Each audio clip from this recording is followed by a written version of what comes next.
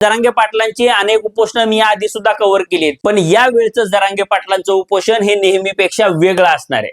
ते वेगळं कसं असणार आहे तर तुम्ही या आधी सुद्धा आपल्या चॅनलच्या माध्यमातून किंवा इतर चॅनल्सच्या माध्यमातून जरांगे पाटलांचं उपोषण बघितलं असेल। म्हणजे आंतरवालीमध्ये एक मंडप असतो, त्या मंडपावर एक स्टेज असतो, त्या स्टेजवर जरांगे पाटलांची गादी टाकलेली असते आणि जरांगे पाटील तिथं पडलेले असतात।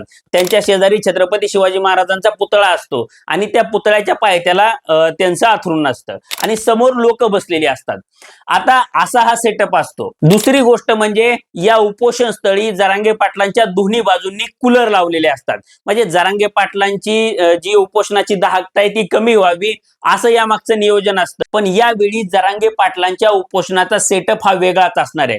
म्हणजे जरांगे पाटील यावेळी ना मंडप लावणार आहेत ना गादी घेणार आहेत, ते एक बाज घेणार आहेत आणि रखरखत्या उन्हामध्ये ती बाज टाकून कोणताही आडोसा न करता उन्हामध्ये ते उपोषणाला बसणार आहेत। म्हणजे अंडर ओपन स्काय असं आपण जे म्हणतो त्या प्रकारचं हे उपोषण असणार आहे। आणि सध्या उन्हाचा पारा बघता आणि त्यातली त्यात मराठवाड्यातलं ऊन बघता जरांगे पाटलांच्या अंगाची किती लाहीलाही होईल याचा विचार तुम्ही करा।